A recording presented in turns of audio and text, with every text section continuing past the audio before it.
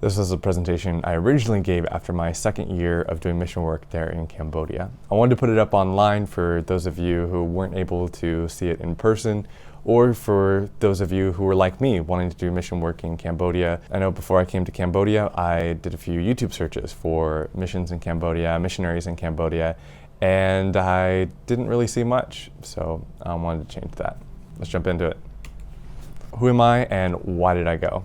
Well, I'm a missionary, teacher, and YouTuber here in Cambodia. I've been doing this for the last 2 years. Why did I go in the first place? I feel like so many people have poured into my life. So many people have really demonstrated the love of Jesus Christ to me in how they live and in how they treat me and others. These are people I consider my role models, parents, grandparents, my mentors, elders that have really poured into me, and so I really want to pour into other people. That's why I feel like I was in teaching and I loved it. I just feel so filled. I want to fill others, and I think that's kind of what the love of Jesus Christ just does to us in general. And that's why ever since I had heard about unreached people groups, places in the world that have never heard of Jesus Christ and will never hear of Jesus Christ unless someone goes, I really couldn't get that out of my head, and I'm really, really happy and excited to be here in Cambodia working with people who have never heard of Jesus Christ, and I love it. So I'm very happy to be here. Last year I talked about the call, the go, and the God. So when God has called you to something and when He's confirmed that it really is Him urging you and pushing you towards this thing, when you go, when you act on it, that's where you get to know God even more and even better. What have I been up to the past 2 years? Well, a lot of language and culture study, trying to understand as much as I possibly can, because think about it, if I am going to be leading Bible studies or preaching in the Khmer language. Oh, and by the way, Khmer is the same word for Cambodian. Cambodian is the English term. Khmer is the local term for the language, the culture, the people.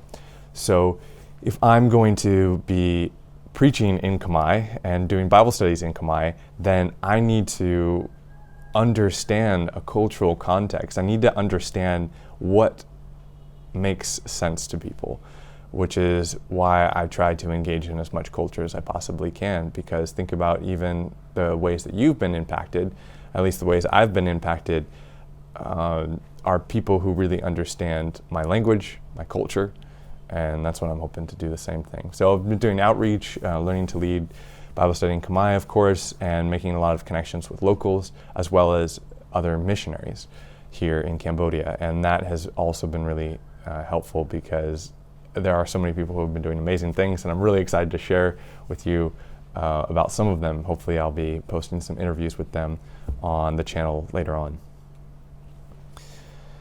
I talked about the title, the opposition, the fight, and the fruition. I don't really want to spend a ton of time getting into this, but I really wanted to just put some quick lists of ways that the enemy has really been opposing not only myself, but my other co-workers in Christ here in Cambodia over the past year, but then also how God has been using it. And of course, there's a story to each one of these. You can comment down below if you want a little bit more of a detailed story about any of these points. But I wanted to also highlight that this isn't just seeing the bright side of things. While seeing the bright side of things is important, this is trying to have God's perspective when you look at the situations and the things that are going on in your life. So this is really about having that eternal perspective, a way bigger perspective of what's going on in your life. And I think about how Joseph, after his brothers have betrayed him and the myriad of circumstances that puts him through, at the end he's able to say, even though you meant this for evil, God meant it for good, and he ended up saving people in the process. And I think that's what God does. He takes the schemes of the enemy, and the enemy being the spiritual enemy. You know, we're not fighting against other human beings. We're fighting against these spiritual powers and authorities that are gripping our culture and our lives. So even though the enemy is using these for evil, God is bringing good about in the midst of this.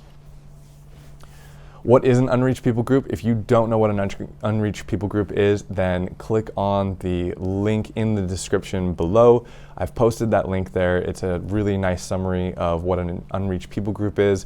It also is a great way to share with others what an unreached people group is. And I know once I heard about this, I read a book called Revolution in World Missions by K.P. Yohanan. That was my first exposure to an unreached people group, and that changed my life in terms of what I wanted to do with my life. And so I would really encourage you to look into that, especially if you're interested in mission work. So whatever it is that God is calling you to, now let's get this clear. If you are opposing God, then yes, of course you're going to run into some opposition. So that's not good, and that means you need to check yourself before you wreck yourself and work out whatever it is that God is trying to redirect you towards. But if God has called you to something, He's confirmed it over and over again, obviously His word is backing that up, and you experience opposition amidst that, then you need to fight against it. You need to fight against anything that is keeping you from doing what you know God has called you to do.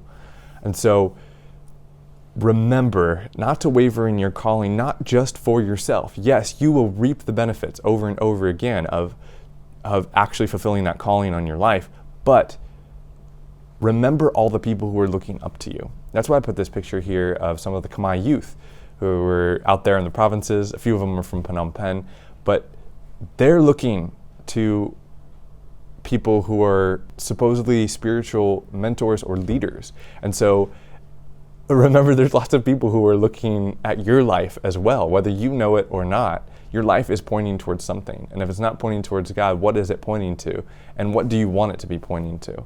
And so for me, this has just been, I'm basically preaching to myself here, because for me, I just felt like there's been a lot of stuff that I've needed to clean out in my own heart. So I think about Paul in Colossians talking about putting to death all the sinful earthly things lurking within me, and having nothing to do with sexual immorality, impurity, lust, evil desires. Don't be greedy. Just trying to really clean out my heart, because this is not, even though again, I reap the benefits of having a purified heart before Christ, but really for all the people who are looking to me as a mentor or a spiritual guide, I need to have a pure heart, and I need to be pure before God. I need to be able to have a clear conscience before Christ, especially as you're fighting against spiritual opposition. You can't do that if you have junk in your heart. Those are footholds for the enemy, and those are grips that the enemy will use to hold on to and redirect your heart. So cleaning that stuff out makes it so that the enemy just can't grip your heart. I also think about Paul when he talks about in Philippians how he is pressing on, and you're pressing on no matter what. So, what about the fruit? There is so much, but these are just a few snapshots of ways that I've seen kind of fruit in the past year. The upper left corner is we call everyone aunt and uncle in Khmer. And so anyway, this is one of my uncles, and he used to be a Buddhist monk. So he's someone that I go to get advice of what are the spiritual beliefs in Cambodia. Because again, if I'm going to be preaching or doing Bible studies in Khmer, I want to know the spiritual background. What do people believe about God, about spiritual things, about Buddha, about temples, about religion in general?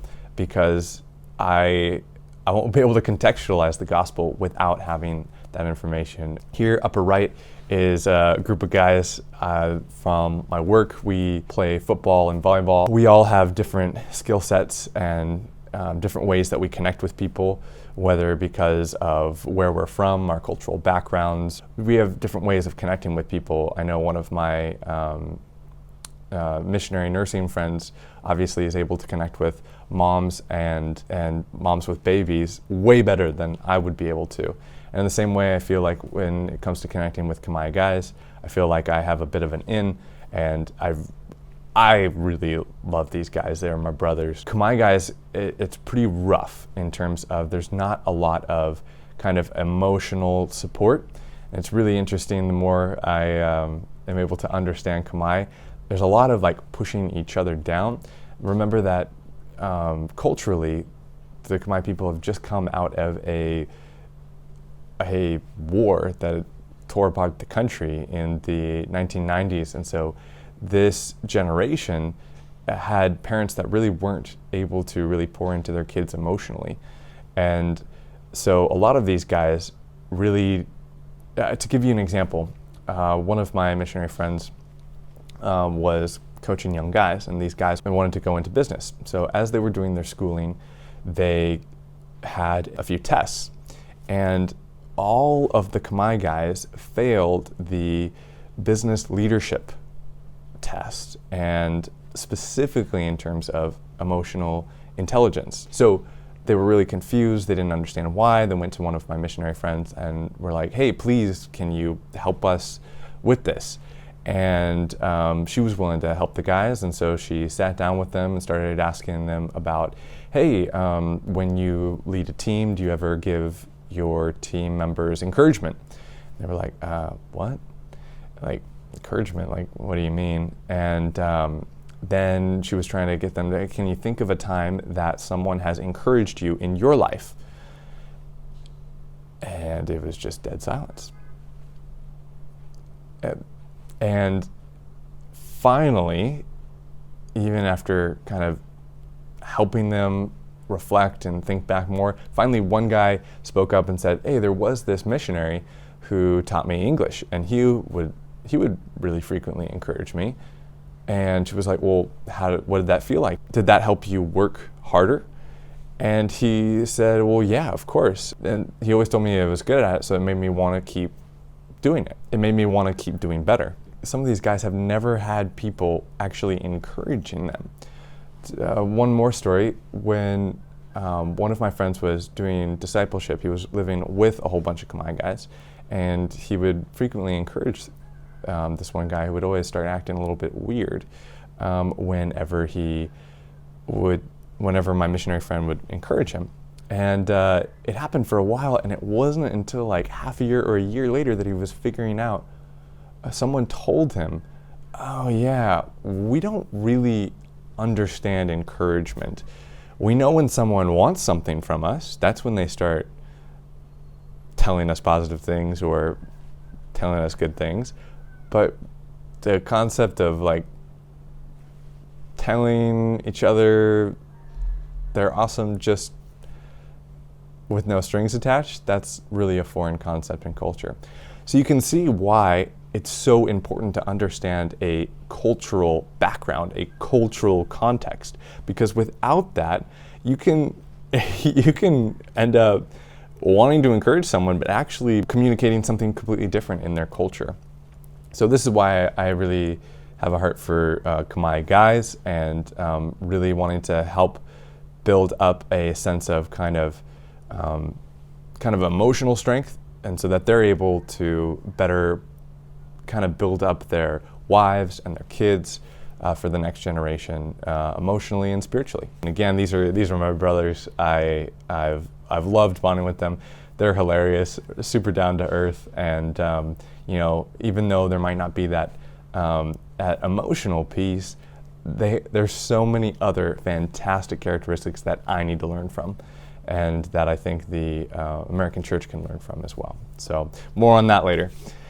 Down here in the lower left is this is my girlfriend in the middle, and on the bottom left picture here on the right side is someone who, she came from her own country. She was working at a cafe that helped save her from basically prostitution and other means of kind of surviving. And so she worked in that cafe and came to know Christ, and really, really felt so filled herself that she was excited to go to Cambodia and work in a cafe that did similar things for local Khmer women, giving them other job options and helping train people how to work in a cafe and maybe even lead a cafe themselves one day. And she is so excited to share the love of Jesus Christ with other people. And she has not only been an encouragement in my life as well as many others, but this is just another example of people doing awesome things as they're filled with Jesus Christ, going out and filling others. But again, it's not without opposition. And there's a lot of tough things culturally. Without understanding Khmer culture, it leads to a whole bunch of misunderstandings, and it can be really tough to spread the gospel. And bottom right is an English class. This is a great way to give people something useful. They can use English in their jobs. They can actually get higher paying jobs with stronger English skills. So anyway, really excited to be working with another local missionary working on that. Here in the upper left, this is how we eat. We toss out the mat, you put the food in the middle, kind of family style. Everyone has a little bit of rice, and you're serving each other, and you're there with each other. So we actually, while there are tables and stuff like that, really traditionally, this is how we bond. Anyway, I love it, but it is just that sense of family. This is a great way to bond with people in Cambodia, is toss out a mat, have some food, and share a meal with people. And this is how actually in the countryside, when you do church in the countryside, that's often what it looks like, is kind of gathering around a small group, sharing a meal, worshiping, and talking about the Bible.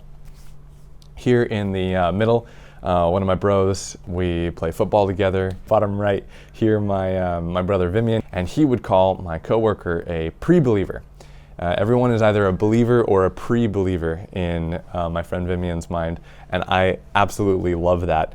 And it really just shows his heart for God. He's someone who's really encouraged me, and I hope to continue to work more with in the future, because that's really what we're hoping and dreaming for, is people like Vivian down here in the bottom right corner that will go out and they're Khmer themselves, and so they're so much better able to connect with locals than I am.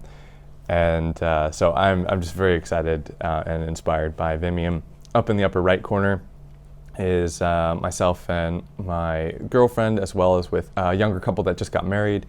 On the left side of that picture is a guy who kind of looks up to me, and then his now wife looks up to Lekina. So that's like a couple that we're able to pour into and invest in, and it's really exciting. They're both believers, and really excited to see them, how they're going to grow in their faith and really be an example of a godly Christian Khmer couple.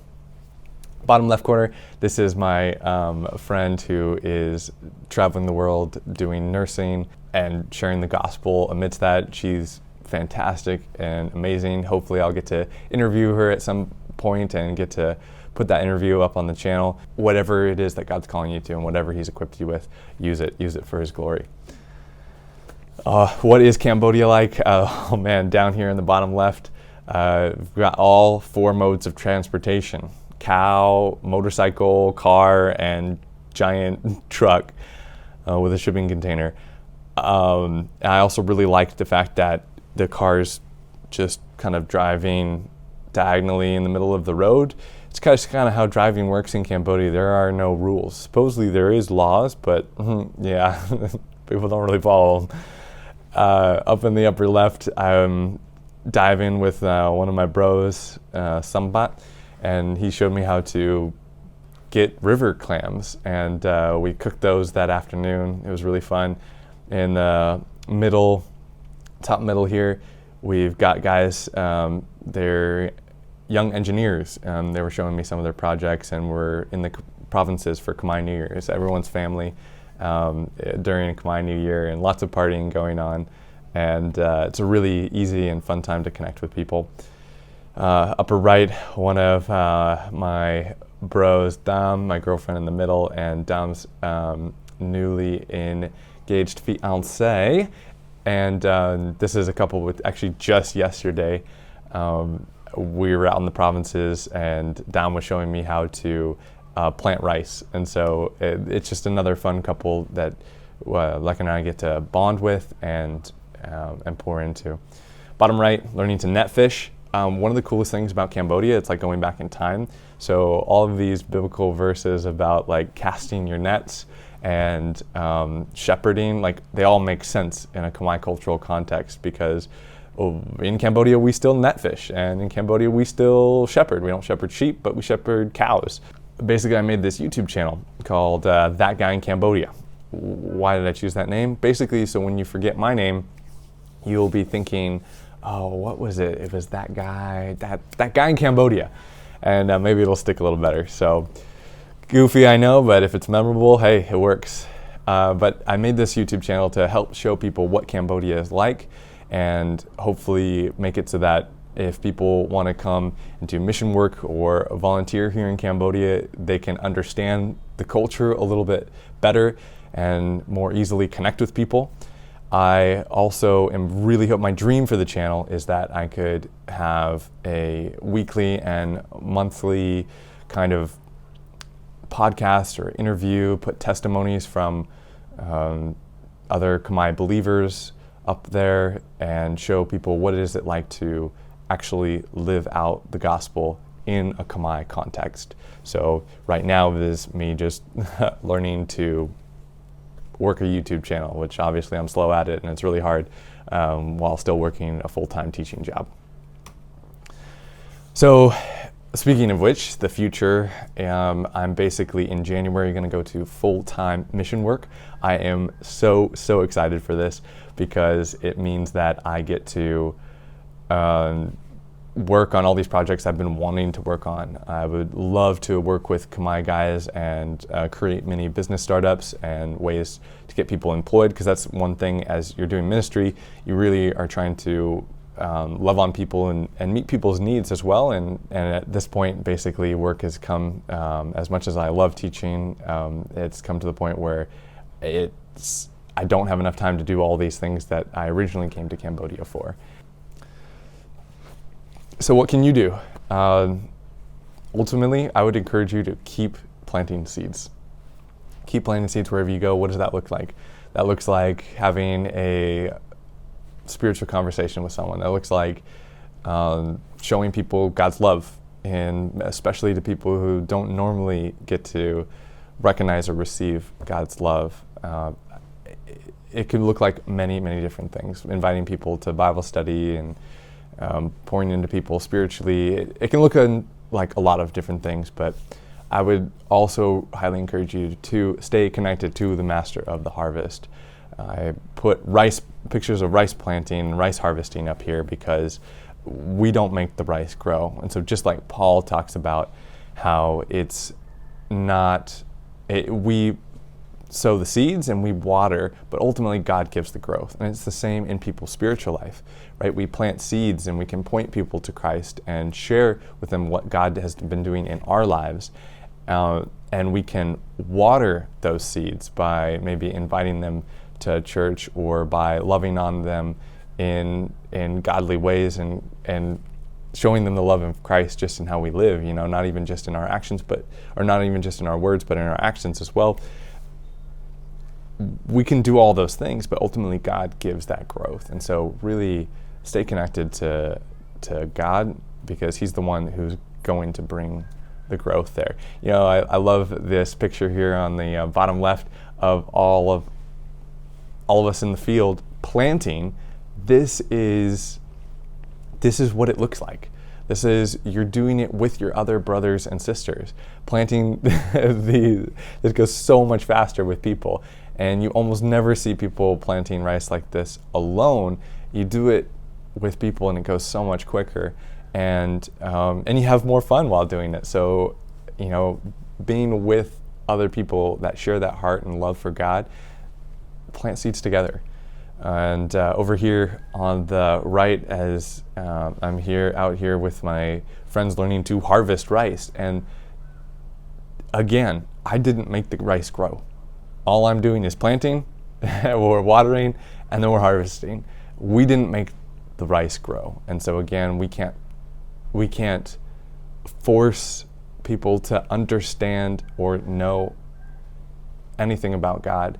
All we can do is live our lives as an example, love on people, and give the rest to God, and that's why I'm not here to make converts or whatever. I'm here to share. I'm here to love on people. God has so blessed me, and I feel so grateful and thankful for all the things that He has done in my life and all the ways that He has filled me, that I need to share that with other people. So I hope that you are able to do the same. Continue to fill yourself in Christ. Continue to plant seeds with your other brothers and sisters, and may you be blessed, especially if you're interested in doing mission work in Cambodia. You know that I'm praying for you, and we're definitely praying for more people to go to Unreached people groups. And thank you for those of you who watched all the way through. Comment down below if you had any further questions. God bless. Jamri Plia, Prea Pontin Po.